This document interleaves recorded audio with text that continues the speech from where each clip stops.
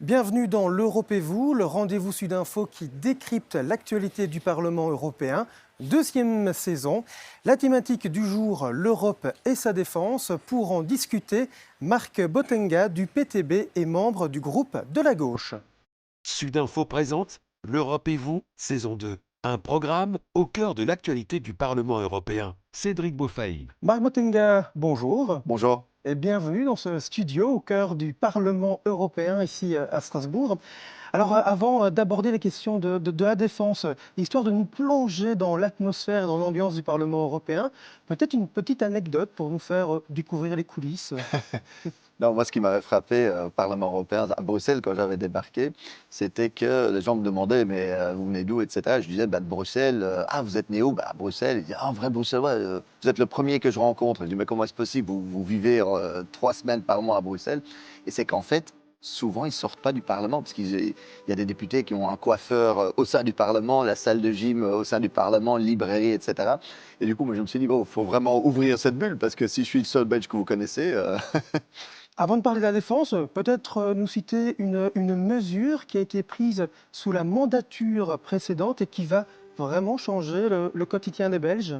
Je pense qu'avec le nouveau gouvernement belge, on s'en rend compte qu'en fait, il y a une grosse mesure qui a été prise au niveau européen, c'est le retour de l'austérité. C'est ces règles budgétaires qu'impose l'Europe à tous les États, qui en fait poussent les États à couper dans l'enseignement, dans les hôpitaux, etc. C'était une grosse mesure, on l'a beaucoup combattu, on a continué la mobilisation évidemment, mais ça vient directement du niveau européen. On entre dans le vif du sujet, la défense. Il y a un appel à plus d'autonomie de l'Europe en matière de défense.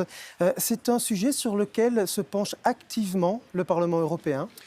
Oui et non. C'est-à-dire, on parle beaucoup d'autonomie, autonomie stratégique, on appelle ça, en disant qu'il faut investir plus dans la défense. On entend beaucoup de chiffres. Il faut dépenser 2%, 3%, 5% de la richesse nationale pour la défense. Mais en vrai, il n'y a pas d'unité ici, parce qu'il y a beaucoup de députés qui disent « ouais, mais on va l'utiliser pour acheter des armes américaines ou acheter des avions de chasse F-35 ». Et du coup, en fait, quand on veut réfléchir défense au niveau européen, ben, il faut surtout qu'on regarde un peu, mais on est très dépendant des Américains aujourd'hui. Comment est-ce qu'on devient indépendant, autonome vis-à-vis des États-Unis ? Et justement, les États-Unis menacent de se retirer de l'OTAN. C'est une menace de Donald Trump. Si c'est le cas, l'Europe n'est pas capable de se défendre.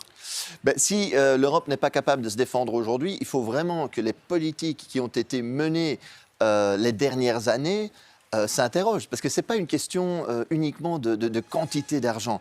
Puisque même l'Allemagne et la France, à elles toutes seules, ben, dépensent ensemble plus que, par exemple, la Russie. Alors la question est, pourquoi avec tout cet argent, on n'arriverait pas à se défendre aujourd'hui? Où va cet argent? Où y a-t-il un problème au niveau européen? Et c'est la question que j'ai toujours quand les politiciens des partis traditionnels viennent dire « Ah, il faut investir davantage parce qu'on n'a pas d'argent, pas d'argent, pas d'argent ». Je dis « Mais qu'est-ce que vous avez fait de cet argent ?» Je me rappelle, à l'époque, la commission précédente, avant Mme van der Leyen, avait dit « Si on collabore davantage au niveau européen, on peut économiser 100 milliards. Parce qu'en faisant les choses ensemble, on peut être plus efficace, ça tient la route. Et aujourd'hui, on nous dit « Non, en fait, quand on travaille ensemble au niveau européen, ça va être plus cher. » Alors je me demande où va cet argent, il n'y a aucune transparence là-dessus et ça m'inquiète beaucoup. Et dans cette éventuelle prise d'autonomie, où se situe la Belgique ? Ben, la Belgique, évidemment, devrait collaborer, doit collaborer, coopérer davantage. Je vois maintenant dans l'accord de gouvernement qui a surtout une idée avec l'OTAN, investir beaucoup dans l'OTAN. Je pense que dans l'accord de gouvernement, l'OTAN est mentionné 37 fois. Et moi, je me dis, ben, en fait, est-ce qu'on ne ferait pas mieux de ne pas soumettre cette Europe à l'OTAN et donc la mettre en réalité à la remorque des États-Unis et coopérer davantage avec des pays, que ce soit des pays voisins. La Belgique a déjà